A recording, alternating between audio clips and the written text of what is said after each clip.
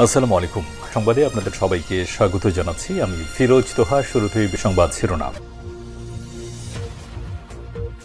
বাংলাদেশের সর্বশেষ গুরুত্বপূর্ণ আপডেট সংবাদে আপনাকে স্বাগত। শুরুতেই সংবাদ শিরোনাম, পরে বিস্তারিত।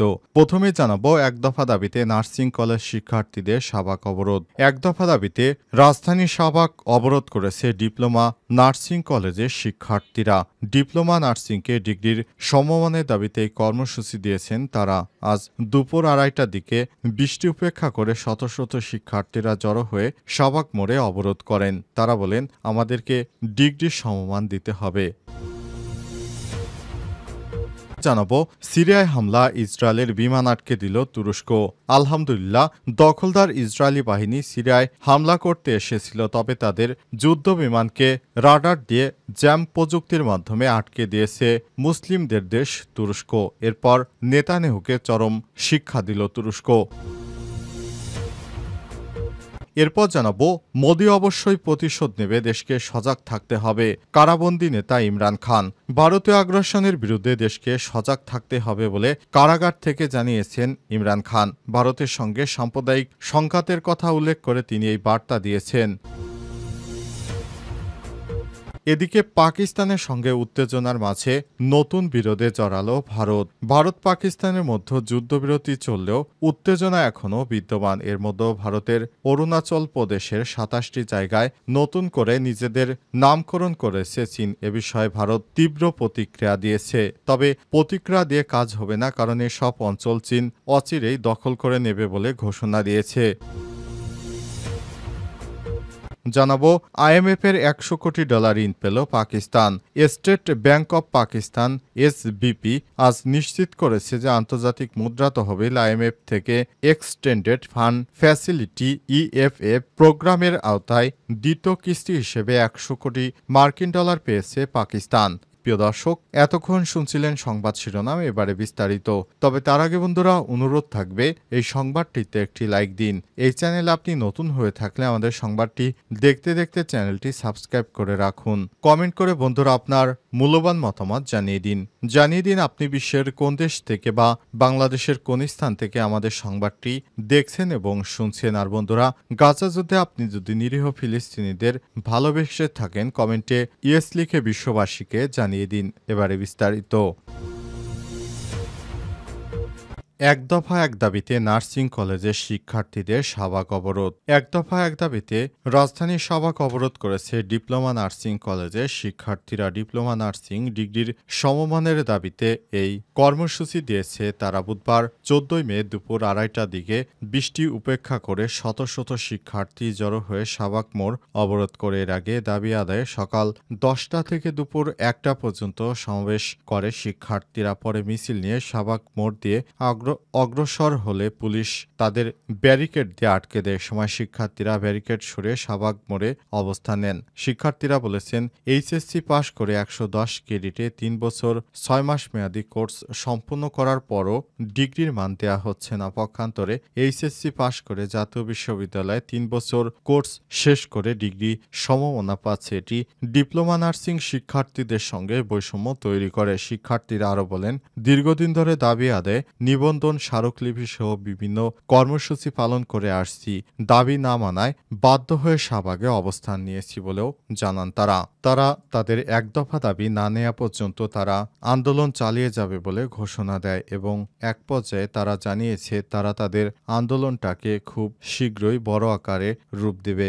যদি সরকার তাদের এই দাবি না মেনে নেয়, তাহলে তারা রাজপথ ছাড়বে না এবং তাদের দাবি যতক্ষণ পর্যন্ত সরকার মেনে না নেবে তারা এই আন্দোলন অব্যাহত রাখবে বলে ঘোষণা দিয়েছে।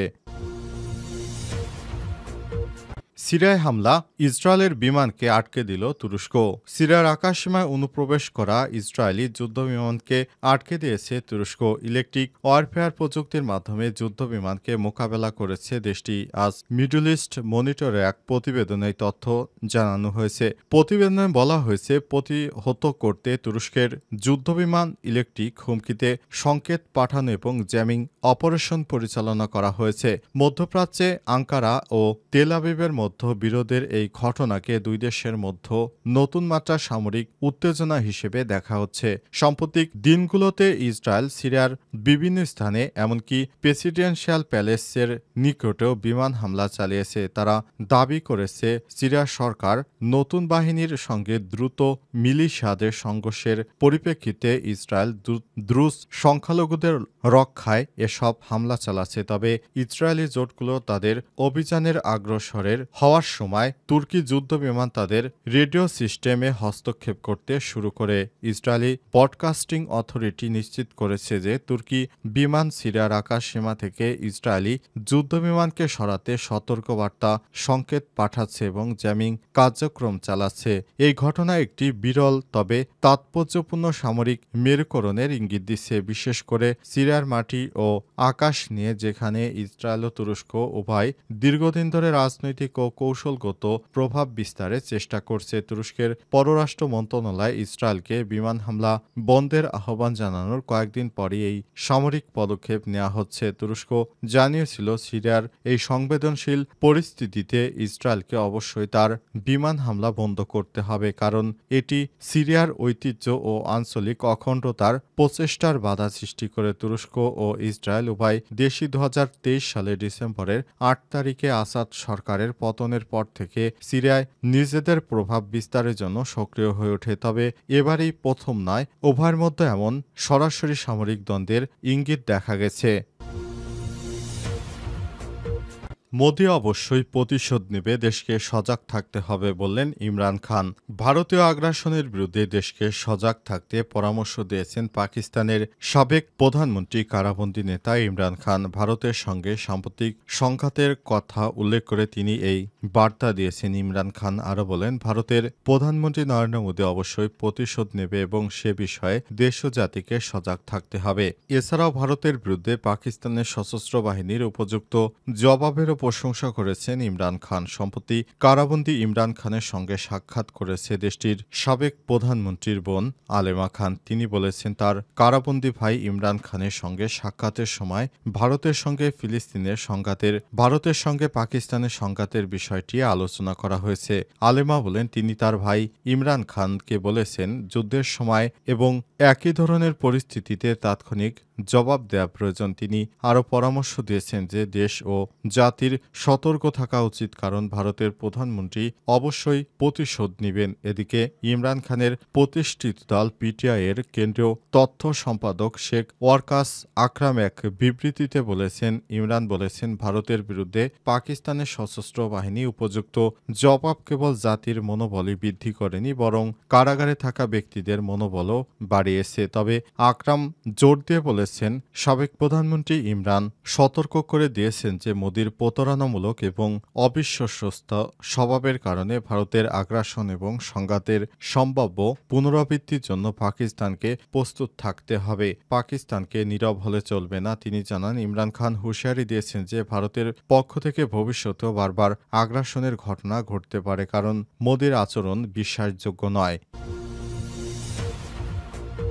পাকিস্তানের সঙ্গে উত্তেজনার মাঝে নতুন বিরোধে জড়ালো ভারত। ভারত পাকিস্তানের মধ্যে যুদ্ধবিরতি চললেও উত্তেজনা এখনও বিদ্যমান রয়েছে। এর মধ্যে ভারতের অরুণাচল প্রদেশে 27টি জায়গায় নতুন নামকরণ করেছে চীন। এসব বিষয়ে ভারত তীব্র প্রতিক্রিয়ার জন্ম দিয়েছে। ভারত দাবি করেছে অরুণাচল প্রদেশ তাদের অবিচ্ছেদ্য অংশ এবং চীনের এই বৃথা এবং অযৌক্তিক প্রচেষ্টা বাস্তবতাকে কখনোই পরিবর্তন করতে পারবে না। ভারতের পররাষ্ট্র মন্ত্রণালয়ের মুখপাত্র রণধীর জয়সাল বলেছেন, অরুণাচল প্রদেশ ভারতেরই অংশ ছিল, আছে এবং থাকবে।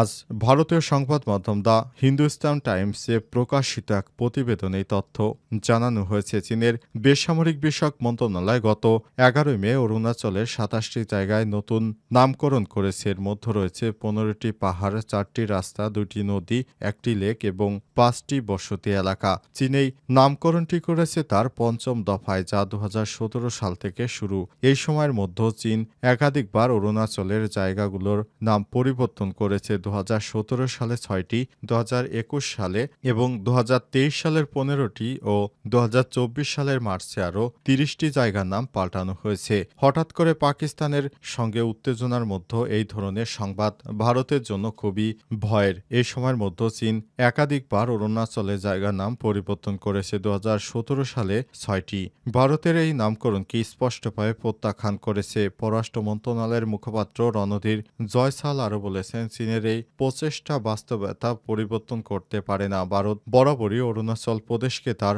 অবিচ্ছেদ্য অংশ হিসেবে দাবি করে আসছে এবং চীনের এই ধরনের পদক্ষেপকে তারা বেআইনি এবং অযৌক্তিক হিসেবে বিবেচনা করছে।